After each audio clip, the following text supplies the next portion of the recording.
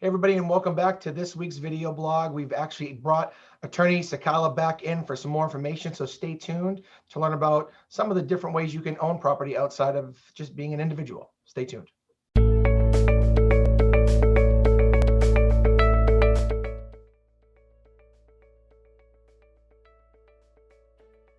All right, so welcome back this week. After a follow-up from our last video, I've asked attorney Arielle Cecala to come back in and talk about some different ways to own real estate outside of just being an individual.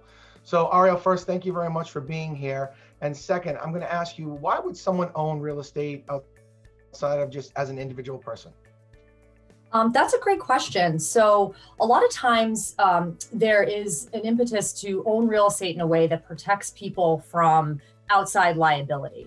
And there's a few different ways that that can happen. So when you have a corporate structure that owns real estate, for example, like an LLC or a corporation, what's happening is that the individual owner can actually be separating their personal assets from the assets of the business. So that, for example, if you owned a 3-family in the name of a limited liability company in Massachusetts, and you kept all of the financial operations of that limited liability company separate from the owner's personal finances, you actually avail yourself of the statutory protection in Massachusetts, such that if there's any type of event that has to do with the property, a tenant slips, falls, hurt themselves, sues the property owner, they actually can only sue the limited liability company, and the only assets that would be exposed would be the assets of that limited liability company or corporation, as opposed to if you held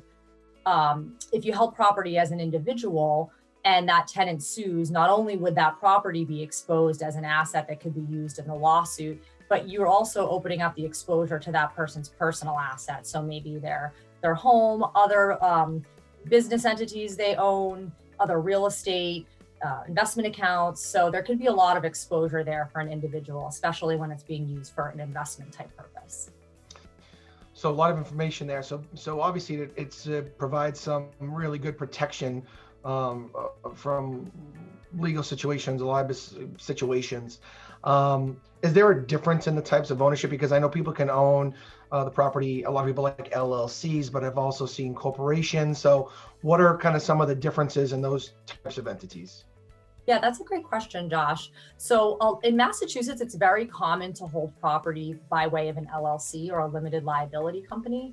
It's a very preferential way to hold and transfer real estate. So for example, the developer who wants to buy a piece of property, flip it, renovate it, and then sell it again. An LLC is a great entity because it's actually a pass-through tax entity.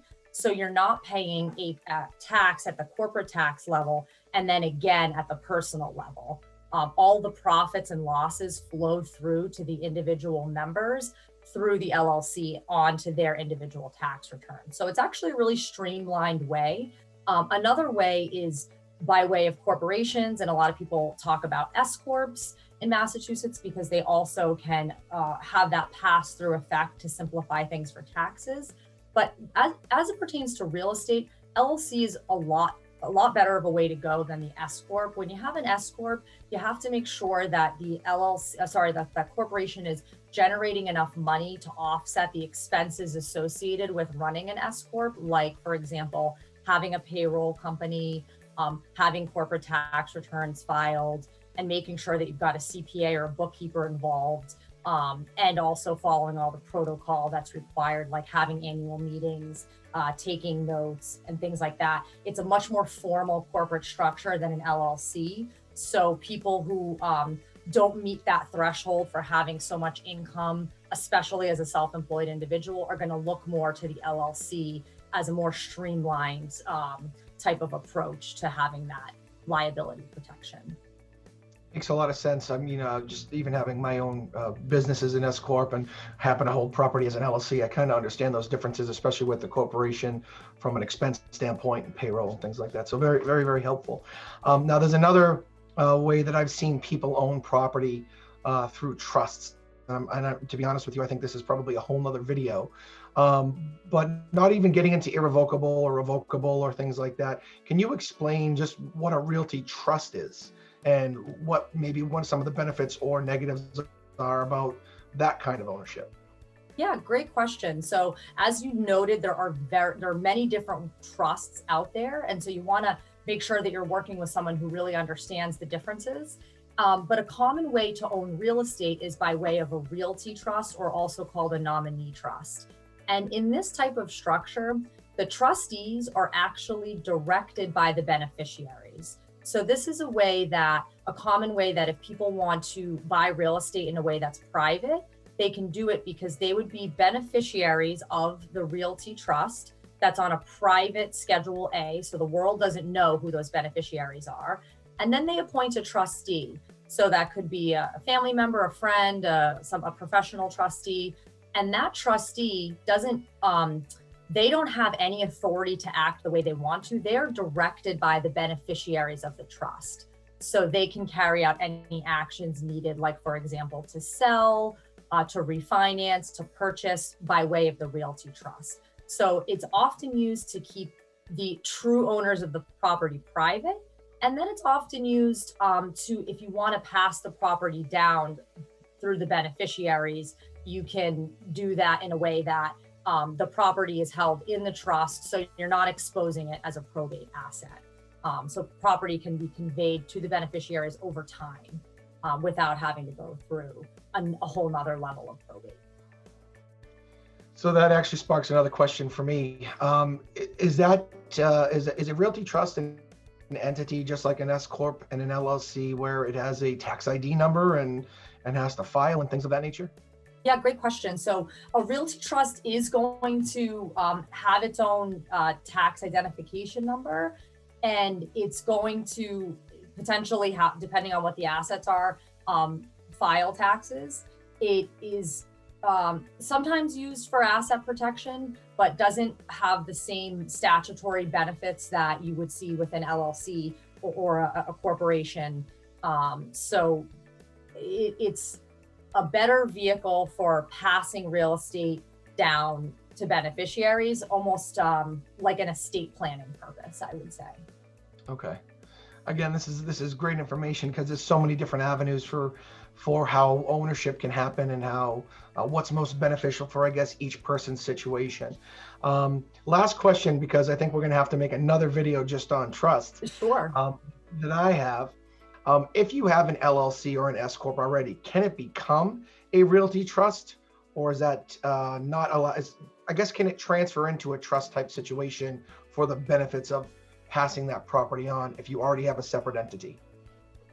Yeah, that's a good question. So there are ways to fold together different types of ownership. So for example, you could have your business at S corp or a corporation, and then underneath that, you can also have that S corp having an LLC that owns real estate. So it's also got its own little protective fence around it. And then you could have the member of the LLC. So the person who's controlling the LLC could be a trust, a revocable trust, or the trustees of a realty trust, for example. So they're each their own separate legal structure, and they play by their own rules. So each one has to be set up individually, but you can have them connected together. And that's common that people do that so that they can incorporate both their estate planning goals and with their business entity structure. So what's really important when you're considering any of these different types of ownership and what's appropriate for you is to make sure that you're consulting counsel, and then to also make sure that you're having this conversation in parallel with your CPA, because a lot of the tax benefits and or burdens are going to vary, and in almost all cases this is going to be a case-by-case basis. It's really not a user fits all for each entity. You want someone to sit down with you and talk over the circumstances and what your objectives are, so that they can put the right type of legal structure that can help you and help streamline things and help protect your assets. Absolutely great information as always. As I mentioned last time, it's such a benefit to us to have you as our go-to attorney, given your real estate background and your estate planning background, because you really have really full scope of understanding of all these situations. So for those of you watching, like I've said before in our last video, if you have any specific questions, or if you'd like to be connected to Arielle, please let me know. I can certainly set up a personal introduction for you. She's a fantastic attorney, and blessed to have her in our life. So thank you for being here today, Arielle. Thank you so much for having me, Josh. It's truly a pleasure and honor to be connected to Lioce Properties. Oh, thank you very much. We're going to bring you back for another one because this just keeps spinning off more questions. I can't wait. And I keep learning more. I've been doing this for 20 years, but still every time we talk, I learn something and another question pops up. So I'm sure people have the same one. So we'll bring you back. And everybody else, thank you so much for watching this week's video. We'll be back with Arielle in another episode or two to continue on this talk. And thank you so much for watching and supporting. And we'll see you next time on the Lioce Properties video blog.